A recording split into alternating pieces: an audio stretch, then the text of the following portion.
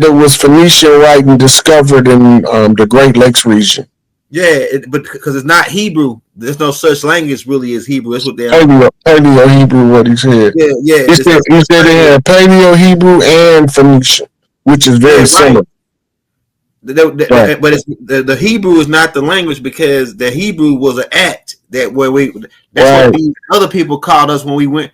You gotta remember they renamed everything, so we just using the names they named it as. But even Arabs didn't call themselves Arabs. They still don't call themselves Arabs. Right.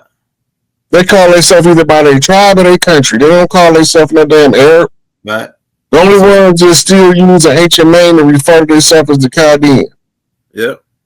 You know, and then they're the same people. One of them became Christian, the other one became Muslim. Yeah. You know, so there's a lot of interaction with people from around the world in the Americas pre-1492.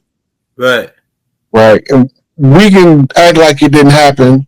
We got stories of Vikings came over here when St. Patrick was on his raid. Scott and Scotia came over here, and they was all welcome. Right. Now, post 1492, they created a caste system that we didn't have based on skin color. We didn't have that. Yeah. They created a system for everything that we naturally do. We can only do it now under their control. You need a fishing license. We don't need no fishing license to fish. I'm from the land, on the land, going about to feed my people from the land. What is you talking about? Right? We used to traverse the land freely and unrestricted. Now we need a driver's license and follow a speed limit. I don't have an objection to speed limits, so I know it need to be enforced some kind of way. But the reality of the situation is we didn't have a lot of the restrictions before they came that we have now, but they telling us we supposed to be free. Yeah. We supposed to be the freest country in the world. Yeah. We free to be slaves as long as we choose to be. That's what the only thing that we free to do. Right. You can't. It's against the law to have children, especially for men. You punish as a man if you rear children, right? And the women get the benefit from the government stepping in as her provider. Yeah, that's sad, man. Right? That's just it's systematic control. But when you born in it, it's hard to see it. It's like a fish trying to describe water to another fish. Yeah. They can't do it. Yeah. They got to come out of water to even recognize they in water. Yeah. You know? So it's the same way with these systems that they got in place. If you even look at and do a study of the Panther Party, everything that they did, the government shut down and started doing it. Even what the nation do. Yeah. The government was trying to shut them down. They wasn't able to. They tried. But everything the nation was doing, they started doing. Yeah. Elijah Muhammad invented the franchise. But we think it was McDonald's or KFC that invented it. That's deep. You know, so they didn't know nothing about franchising until Elijah Muhammad started doing his Muslim restaurants. Yeah, the fish places. Yep. And, you know, he had buses. We didn't need to go Trailways or Greyhound. We used to catch a nation bus. Right? He had all this stuff. Bakeries, new printing presses and stuff. Everything that they was trying to control, he was trying to find a way to give us the control. We just got hung up on this Islam BS. Yeah. We not looking at the tribal activities, the tribal structure that he's maintaining. Yeah, he was doing Islam civics. That's what he really was doing. Whatever you want to call it. But you got to always remember, they don't believe it's Islam if it's not Arab. If it's not Arab culture, if it's not ancient Arabic nobles on the mystic strand, they don't accept you as a Muslim. But it don't got nothing to do with the religion. It got everything to do with how you use the information to uplift people. Mm-hmm. Right? Some of the best Muslims I met is in the nation, and some of the worst ones I met was born into it in the overseas. Right. So you got people like Bilal Phillips, Siraj Wahaj, talk bad about Elijah, talk bad about Imam Issa, and at the same time, they trying to be black Arabs. Yeah. You don't have to stay over here. Get your ass on over there with the Arabs and show you what it is to be a black Arab. You're going to find out when you get there. And then you're going to try to act like it ain't happening. This is the same with Ben and me when he moved to Israel. Mm-hmm. Mm-hmm. They don't enjoy the benefits of being over there like the paleface do. But they won't tell us that. Yeah. The only melanated ones that got any valuable benefit from the Israeli government was called falashas from the mass exodus, Operation Exodus, Mossad plot from the early 80s. We don't even know what happened. Right? Crazy. So they brought the falasha over there and they put them on welfare. They feed them. They don't get the same medical care standard as one of those Khazarians over there or those Sephardi over there. They don't get that kind of treatment. But they still did better than they did with Ben Ami. Right? And he did what I'd say all of them should do. If you don't think that this is where you're supposed to be, take your ass where you belong. Right. You don't gotta stay here. But we gonna win. Right? So they use these religions as control measures. Elijah was using the tribal structure. That's right. It's just basic tribal structure, and most of us was too blind to see who Claire Muhammad was.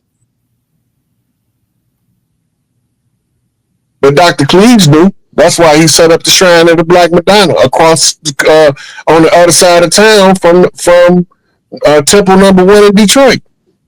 Mm-hmm. Right? He was telling you something. Nation was just reflecting it. Right? For art, that was just the wages for the Muhammad, the worthy one. Because most people don't know the etymology of the word fire. It's the same as the word for. It means the wages to get across the river. Mm-hmm. Right? He's just the mirror. Mm-hmm. Polar opposite. North Gate, South Gate. Right? Iceman to the mother of the South. Use the mirror. Study. Use the mirror. Translate the names. What is he telling you? Claire Muhammad was the one the whole time. She wasn't wanting Mother Khadijah to replace her. Because she got to give her the juice. Can't get the juice from nobody that ain't the one with the juice. Or else you just got secondary juice.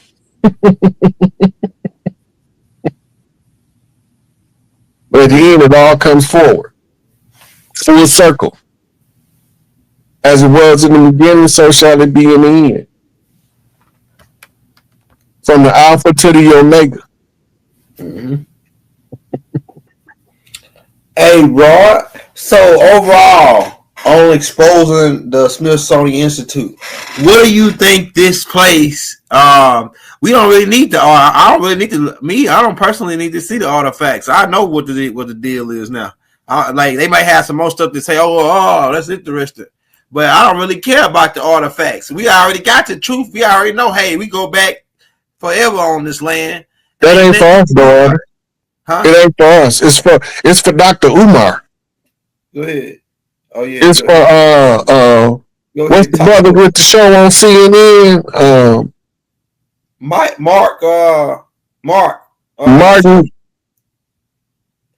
I know you. Roland Martin. That's who the artifacts is for. Go ahead. The artifacts is for Al Sharpton. Yeah. For all these other so-called Negro leaders we got. Right? That's who the artifacts from. Those Afrocentric ones. Yeah. Right? They got to remember, you got to see what's over here in order to understand where you at. Right? It's for the $5 Indians. It's for the ones that thought we was from somewhere else, and now they about to find out we've been here the whole time. Damn, I'm telling you, in a cold way. That's who the artifacts is for. The ones of us that know how to pick a book up and track down leads, we already know what's up. Yeah. But you remember, you want to hide something from a Negro, put it in the book. Right. So I'm not a Negro, so they don't apply to me. That's crazy. That's crazy because he the guy that study promoting. He's on the other day talking about oh yeah, see they got us, they enslaved us, they took us in the back and they put us in chains, and he want to he want to like wrap that around our mind. Okay, let's deal with that, Adam. That's what you call victim stancing. Okay. You answer every failure with the position of the victim. Okay. As long as you continue to be the victim, every story you're going to tell going to be from the position of the victim. Yeah, that's how he do it. That's all it is. But when you rise up and go against the victimizer, you no longer see it the way the victim sees it. Because you can look the beast eye to eye now and you won't buckle or fold. Because that don't got nothing to do with you, what he talking about over there. What got something to do with me is what I'm talking about over here. Right. You can tell me I'm from anywhere you want to tell me, but my roots talk to the earth over here and say, baby, you at home. Yeah. You just where Big Mama wants you at. Don't leave no stone unturned. Yeah. Yes, ma'am. Right? So everywhere I seen the chief, I pointed him out. Right? All these are the stones the builders rejected. I've been building a community in everybody's face, and they didn't even see it happening. Yeah, it's big too.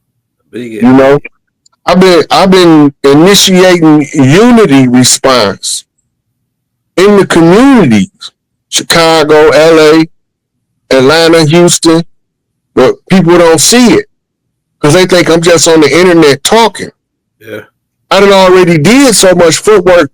I done already talked to Bloods, Crips, Vice Lords, Latin Kings, Peace Stones, Growth and Development, Black Disciples, Black Gangsters, Satin Disciples, Maniacs. I done talked to them all. I done already did that footwork. Now I'm just trying to inform everybody what to expect. Hey, this person said they don't follow nobody without a passport. Could you break down what a passport is? Raw is still making them a slave. So first of all, this is a metaphor. In other words, I'm not following nobody that can't get in the doors we need to get in. Passport is used as a euphemism for being able to get from one place to the other unrestricted. Go ahead. So that's a hood saying. You ain't following nobody that ain't qualified to lead. And the passport is the qualification. Go ahead. Right? But at the fundamental level, since you asked the question, driver's license, state IDs, and passports are all the same as free papers for emancipated slaves or slaves with passes off the plantation. But that ain't what she was talking about. She was talking about she ain't following nobody that ain't qualified. I think that's what she could have been, or she was talking about a passport with somebody. I heard some people say that. Oh, if you don't got a passport, then he don't know what he's talking about. You know, but the passport is used as a euphemism, as a metaphor. Nah, some people they really mean like actual passport. But that's because everybody don't get the euphemism. Yeah, I know. They stuck in literalism. This is why a lot of information get lost in translation. Because when they say pale face speak with forked tongue, they think he lying. He ain't lying. Yeah. He got two agendas coming out his mouth. He got the agenda of the one that sent him, and then he got his own agenda too. Mm-hmm. And the only way you can tell him that is Drink Champs or Mud Hut, Peace Pipe Ceremony. Make him tell the truth. You can't lie to the chief when you chiefing with the chief. Right. Can't lie to him. You don't know you lying out the game. Like, why are you telling me that bullshit? It sinks you, so you're a built-in lie detector. Experience teaches you the best. Yeah. Shout out that boy, brother. Hey, shout out Chief Brother Love. Yeah, they talk about that same thing on the Stargate. That Raw was just talking about the Stratus jars. They call them Stratus jars on the Stargate movie. How the Najarus were storing their essence inside of these advanced technology, and they can go into like a sleep state, right? All right, bro. What you say, Rod? I said that's stasis. Oh, yeah, stasis. Yeah, that's what he's talking about.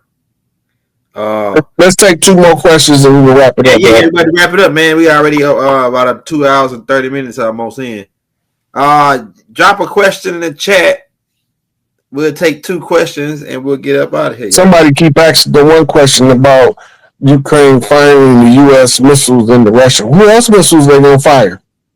Who armed Ukraine? Yeah, America arms Ukraine. They about to get cut off. Israel is too, but Israel lasts because they represent the great imposter, right? So when you realize that all this stuff is to steal our birthright over here, so that they can steal all of the tribes of the earth birthright. Yeah, this is the final showdown, the final conflict, the battle of Armageddon. It ain't even got to be bloody warfare. It's a military strategy. Who's the most strategic? Who's able to see through the BS the best? Who's able to deceive the most? Who's able to see through the deception? It's a chess game. Right. Multi-dimensional chess game. Multi-generational chess game. When you know where all your pieces was at on the board, when you look back, you know where they at in the future. Mm-hmm. All you got to do is move the pieces accordingly. It's a piece of information on the bottom of each piece that tell you what you need to do in order to advance the piece. It's called directions. Everybody can't follow directions is the number one problem we face. This is why nobody wants you to tell them that. Right. Because everybody think they know everything already. Right. So when somebody like, we sit here and we do these classes, you got the hecklers that come in the crowd trying to disrupt us because they don't want the people that's in the crowd listening. They want to distract them with the shenanigans and the comments so that they can miss the message. Yeah. They just come to cause the chaos. But we chaos magicians, so we use it to our advantage so that nobody can't miss out on nothing. Right. We adjust and overcome. Right? No retreat, no surrender. Full steam ahead, balls to the wall. Platinum back gorilla rage in this place. Yeah. Let them get it. How they get it. You don't gotta like it, but you're gonna learn to love it because when it's all said and done, the underdog on top now. Mm-hmm. Mm-hmm. We've been winning for where people don't know, but they don't. Everything that the people that came before us was saying about how this all ends, it's happening right now. Like I can see, like what Elijah Muhammad said in the fall of America about the fall of the dollar. All it's like it's happening right now, like as we speak. It's all happening. Yep. Matter of fact, they already gave a Federal Reserve deadline for fiat notes before they shift over the system. Yeah. Now remember, the system is going to shift over before they get rid of the fiat note. Yeah. Yeah. Yeah. The deadline is January the 1st. So we know we're going to have a new currency come 2026. Yeah, they already switched a lot of banks over already. Yeah. Did you see they got a whole new, like one half of the world is on the old internet and the whole other rest of the world is on the new internet? Yeah. That don't got nothing to do with each other. Yeah. right? So it's a large shift, and it's almost complete. Yeah. And when it's done, everybody gonna know what happened. They just put out the arrest warrant. They just arrested what's his name, Comey, the dude from the Russiagate scandal. So the first arrest been made on that. Next thing they're gonna have to, and then Trump just gave orders for the DOJ to go ahead and execute the arrest immediately. He gave that order today on a Sunday, or it might have been yesterday on a Saturday. But he gave the order to start arresting these suckers immediately, right after they called all of the generals to Quantico. Not Quantico. It's a Marine base. They called them all to the Marine base. I forgot which one it was. But they have never in the history of the country called all of the generals in one place at one time. That's unheard of. Right? But they just did it. Something big about to shift. It's about to pop. I'm waiting on the fat lady to sit down on that pimple. Hey man, I'm already ready for whatever. I'm ready for whatever. Like C. Murder said, we ready for whatever. I hope Teddy Ready about to clip his wings, touch the sky, bro. I think C. Murder was kind of like Psycho a little bit, bro. He's a psycho serial killer a little. Yeah, there's something he said. Malcolm said it best. If you ain't an angry black man in America, you're an insane black man in America. Hey, look, what he did all, huh? They like Doc said, they don't love you. I mean, they don't love you and they hate you. It's like this. Like Martin Luther King was teaching love, let's hold hands, let's join together, and bang, they shot him. Malcolm X said, hell no, you see how he going the opposite. Bang, they shot him. So it stands to reason. It don't matter how you go with them, they don't like you anyway. They ain't gonna like you.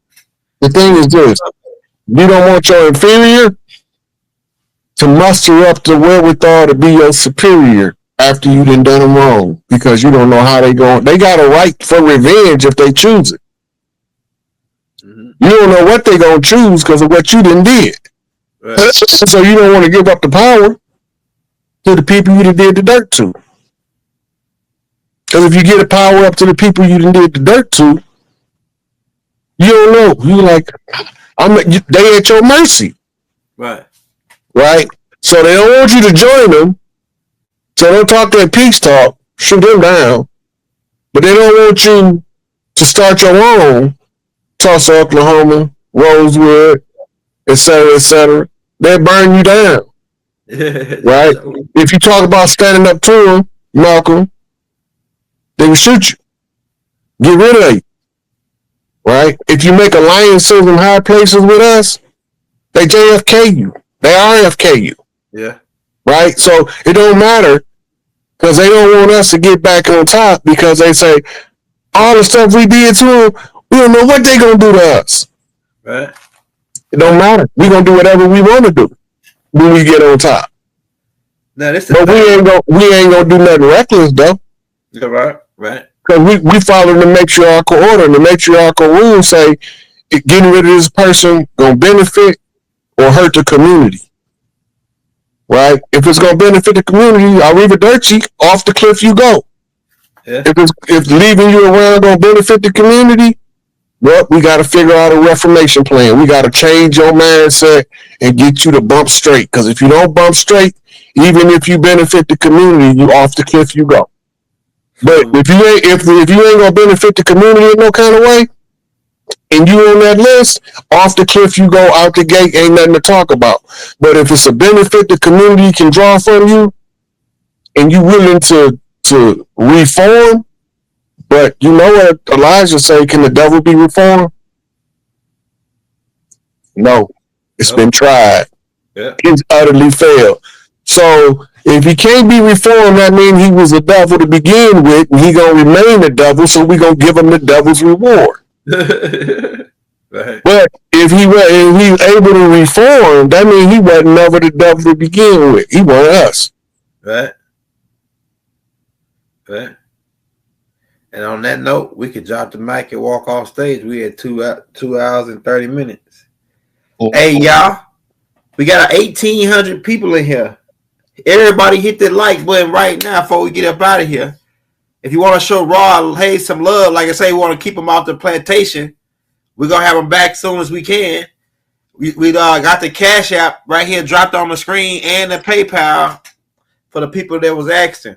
We was dropping it every people was asking. I was dropping it every 5-10 minutes. But yeah, everybody send them $5 right now. Put them in the game. If you want to show them $25, whatever you want to do, man. You know, if you feel in your heart. What else we gotta say? I was gonna ask you something else before we get out of here, bro. It was something about maybe it wasn't supposed to ask you right now about it. I'm gonna write. I think I might have wrote down.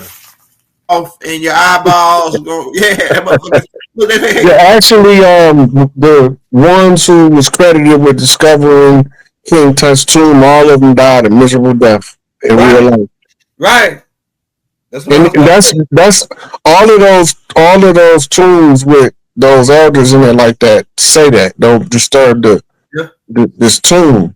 Yeah. Right, because it's stuff in there, man. It's energy that comes with you moving that energy around that follow you wherever you go. It's on you now. It's like skunk stink. You can't get it off. Yeah. Yeah. This is deep. Or they might have some 2,000-year-old spiders, some kind of mosquito in stasis. They have them in stasis. As soon as you open that shit up, the motherfuckers come out of stasis and bite you in the crack of your ass and inject some shit from 2,000 years ago. Now you walking around with your eyeball, man. Tell you, our ancestors. Look, we getting back there, man. But our ancestors wasn't nothing to play with when they can write that shit on there like that, and then exactly how they said it. 2,000 years later, he walk up in there and same shit happened to him, just like they said it on the wall. Man, that's power right there, boy. But you gotta remember, it's just like a contagious disease. When you send enough people catch it, you know what it is. Right? They didn't seen it enough, they didn't perform the magic enough, so they know how it works. Right. So they can tell you that if somebody do it, this is what they should expect. Right. And I don't think they should get nothing less for bothering God bless the dead. Yeah. You ain't got no business messing with them. Just remember, the Smithsonian was put there to conceal information that would disturb the Out of Africa narrative. Right. They were also put in there to disturb the narrative that it was anything significant in the Americas before 1492. Right. But as we speak, they are exhuming the Monkey King village in South America. And it's huge. We had massive citadels, cities, and castles all over the land. When you talk about the Nobel Peace Prize, right? You know the guy that created it was notable for creating dynamite. That's what his claim to fame was. But remember, they used the dynamite and the TNT to blow up all of those massive buildings with controlled demolition way back then. Yeah. The Great Fire of Chicago was started with explosives, but they told us it was a wooden city and it was started by a cow flipping the farmer's lantern into a hay bale. That don't even make sense. Right. That would put a whole city of Chicago to burn. Then the other half of Chicago that used to be a shelf that floated on Lake Michigan, they blew that up and it's under Lake Michigan now, down off Navy Pier. Wow. And that's why they got shows, Marvel shows trying to explain the architecture and how they did it when this was supposed to be underwater. Wow. They then came up with some of the most fanciful explanations for how they built this stuff, this lighthouse sticking out the water 300 yards away from any land. Yeah. Right? With a tunnel that goes to the land. Come on now. It was made on the ground first. Yeah. But they sunk it. Makes sense. It's the same thing as St. Bernard Parish in right outside New Orleans. Yep. It was a shelf that sat over the ocean in the Gulf, and during the wars, they blew the shelf and made it collapse. And now that's why you got a church steeple with a cross on it sticking out of the water. Mm. That tell you that it was post 1492. Yep. Yep. Now, so we know that when they came, we had a bustling civilization, but they told us we was all savages living in tents across the land. Yeah. Man, that is the most ridiculous thing. Lewis and Clark is the ones who said wasn't no royalty on the land because all the castles was empty. Mm. They the ones did the what they call it, the survey. Yeah. They were surveyors. And then you got to look at the people that accompanied them on the trip, and that explains everything. The dirty Moors. The dirty Moors who spoke our language. Yep. They did. They didn't just encounter us in 1492. And Columbus didn't think he was in India because India was Hindustan at the time. Right. And they called the area that they call in Arizona was called India, according to what our Nana said in her book. She said that Indian Valley, Arizona, Grand Canyon, all that was called the Indus Valley. It was she said that Colorado River ran down through the Indus Valley, and that was her land. And that's why they found a big ass statue when they walk in the Grand Canyon. The statue of the goddess, that's our Nana. They've been doing that for a couple thousand years. That ain't nothing new.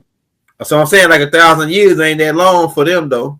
For these when you trace that back through the religious world into a cultural point of origin, you end up in Babylon. Yeah.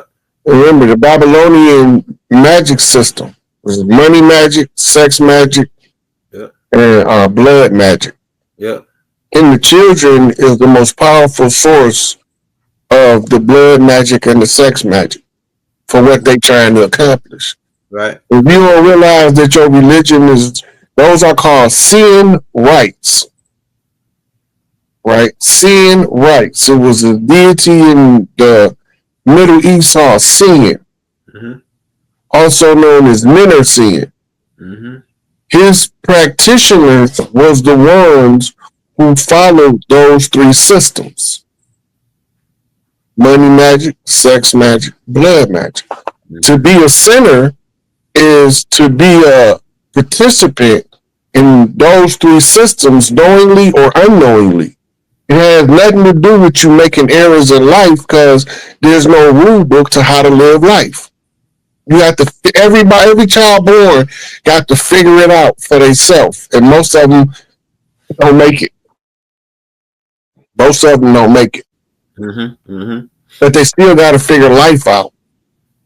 Once you figure life out, then you have to teach as many people as you can how it works.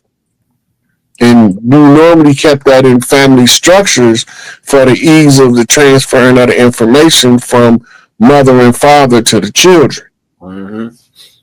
Right? They gave us this idea of the 1 and 2 child household because we used to have one woman that had 20 babies.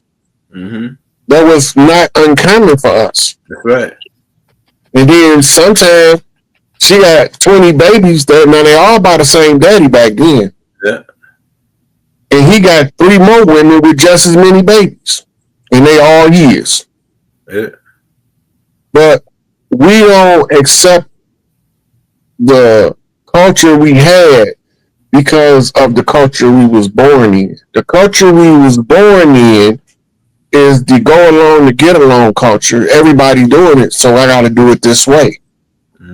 And this is what ruins the psychology of the individual trying to adapt to a culture that's foreign to his nature, as opposed to developing your nature around your own culture. You're a different human being. You're a different quality, a different standard. And that's what the problem was with us. So they came over here and rewrote how we live and legislated us into submission. Mm-hmm. And it's been so much going on. Everything I told y'all. Yeah, it's been a lot going on. This has been a crazy summer, and I think it's just getting ready to get crazier. But I think that we're about to make some stands, and some things are being said that people probably been wanting to say for a long time, but because I guess people that are from America, you know what I'm saying, we have a way about ourselves that wants to bring everybody together in unity. And like what you always say to me, Dots, all skin folk ain't skin folk. Okay. Well, if everybody didn't know, they can go online and they can pull it up. Today is supposed to be the first day starting a boycott because of the disrespect from other from African immigrants. I'm just going to go ahead and say what it is. There have been immigrants, African, Jamaican, and quite a few people that we wouldn't have expected to have disrespect us so bad by calling us names like lazy, good for nothing, they can do it better. They come over here and do things better than us, and they don't see the big picture. I know you got a lot to say about it, Rob, but a lot of people don't realize how this really hurts, especially for us as Americans, because we have paved the way to make it easier for for dark immigrants like us to come over here, and we've tried to embrace them, you know, and not for you to come over here and start thinking that you're better than us. So, Dots, could you just show a little bit? Well, before we get, yes, I'll cue that up. But I did want Rod just to sort of lay the field down a little bit about this FBA boycott, because Freedom was really, she was sending me a lot of clips about it, and I heard about it, but I'm not really in the know. So while I'm pulling that up, if you can, what is this boycott about? It's about waking up. Listen, we over here been paid for the world for 500 years. We got no benefit from it. Every time we try to pool our resources and work together, somebody that ain't us, that look like us, is always in the middle. Saboteurs, agent provocateurs. Once we start waking up to who we is, we gonna automatically start holding our dollars back from immigrants, whether they African immigrants, Arab immigrants, Chaldean immigrants, Asian immigrants, because that awakening make you take control of your resources by nature. For us to be like, enough is enough, we done been courteous, we done been kind, we done been respectful, we done been giving freely from the heart, we done asked for nothing, and y'all abused us, y'all misused us, y'all stepped on us, spit on us, kicked us, y'all fried us, y'all barbecued us, baked us, roasted us, everything y'all could do, but we still here. And guess what? That refining process of everything they did to us gave birth to this generation here. The buck stops here. And when you see them making these efforts, boycott effort means unity effort. You can't boycott when there ain't no unity. It's unsuccessful. Right? That's why they want to keep breaking up workers' unions. Because if you can keep breaking up the worker union, then the corporations can control the narrative instead of the worker. So it's the same thing with us as a people. If they keep busting up our unity every time we turn around, then the corporations called the United States as reaping the benefits, and we suffering the consequences of their exploitation. So if the foreigner to come over here and treat us with our proper respect and our proper due, we not gonna never move the world power structure from oppressing everybody else. Because we the only ones can change the system by self-awareness, self-knowledge, and the verbal articulation of our tribal right to assert our land jurisdiction. If we don't start speaking up for ourselves, they just gonna keep taking advantage of us. So when you hear them talk about boycott, it ain't got nothing to do with Africans. It ain't got nothing to do with no foreigners. It got everything to do with us deciding to stick together on something and look out for the ones that been deceiving us the whole time, that look like us but ain't us. Hide behind pale faces so we can't see their dirty hands throwing the rocks. Well, I want to say this. I want to That's say something. thing. I think that the boycott is right. I think that if you want to say this, that, and another that's negative about us who paved the way for them to come over here and to easily come over here and live after how they live, where they live at. How do you think if we don't go in their shops, because we're the ones who patronize them, we're the ones that go in. I ain't never seen a Chinese person in a Chinese store buying no daggone chicken wings. Okay, when I go to the braiding shops, all I see is our people in there. I see them braiding our hair, but I don't see their people sitting between. And well, however, You musty goats. right? Okay, the ones that they're putting down that's they're calling lazy. It's giving them $200 a pop every time they go get their hair done. Okay, so the ghetto ones that they're talking about is the ones that's going in their shops that is paying them the money. It's us that's going in these shops that's patronizing them and trying to welcome and be in unity with them, and they could downgrading us, and it's wrong. But that go back to self-awareness again, though, Sister Freedom. Because I know sisters from the projects in Chicago that can braid better than all of them put together. But we don't patronize her because she's braiding in her living room. Oh no, we do here in Wilmington, but I'm just saying. Yeah, but see what I'm talking about is the self-awareness enough to know we don't need nobody to do nothing for us. Everything that we need to do for us, we are capable and willing to do it for ourselves. The problem is we always outsourcing Right. for other people to do what we better at than them. Mm-hmm. Right? We better at it than them. We didn't braid hair, weaving blankets longer than anybody else on the planet. Cornrows is an American phenomenon that was transported to the world. Right? So if they go into the African shop and they bypass the sister that work out of her living room on that side street, they looking for the same reason why they're not buying American made car. They're looking for a foreign. You have no trust and belief and faith in what you can do, and you misplacing it. All it is showing is that we waking up to our own foolishness to stop supporting people that's not supporting us. That's all we can. That's what we supposed to do. And now is the best time to do it because we didn't hijack the whole algorithm in the world shaking in their boots because we didn't figure out who we is and who we always been. We the first families of the earth. Mm-hmm. The out of Africa theory, they didn't even know about America when they came up with that BS. Everybody ain't out of Africa. It's true. There's more people out of America than it is out of Africa. We the ones populated the world as the Atlanteans.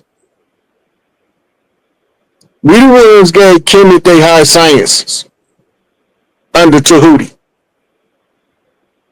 who came from over here. Right? So we looking at the world from a Eurocentric perspective, and as long as we see the world from the perspective that was given to Europeans, they didn't even teach themselves. Let that sink in. The European perspective is not even an original perspective from Europe. The Greek priest was taught by pharaohs out of Egypt. The daughters of the pharaoh settled Greece. Right? Then Rome was settled by Akkadians and Assyrians out of the Middle East, what they call it today. Right? So they gave them Latin, and the Egyptians gave them Greek. Mm-hmm. Right? And that became the scholarly languages of Europe. Russian is a spinoff of Greek. And Spanish, French, Portuguese are spinoffs from Latin. Right? So when we get back to the origin of everything, America wasn't considered when they was coming up with the doctrine. American anthropology and archaeology only 200 years old. Wait, what doctrine are you talking about? America wasn't considered when they came up with what doctrine are you talking about? Archaeology and anthropology. Oh, okay. The science, right. like the sciences. Okay. Yeah. Okay. Right. So they didn't even start. They haven't even been studying us longer than 200 years. We do not fit in the paradigm of outer Africa that's built on the teachings of who they call Socrates, the father of history, or is it Hippocrates? Socrates, yeah, the father of philosophy, quote unquote. Mm-hmm. Father of history. I don't know why everything. The father of history, they call it. It's one of them Greek philosophers that they credit with being the father of history, right? And that's how long they've been developing the philosophy and theory of the outer Africa theory. America wasn't in the equation because before 1492, they didn't believe anything was across the ocean, and if you go that way, you're going to fall off. Right? So when we're looking at the outer Africa theory, that don't account for all of them Egyptian-style pyramids and temples in the Grand Canyon that's thousands of years older than Egypt. They're the ones in Peru, right? The Nazca lines.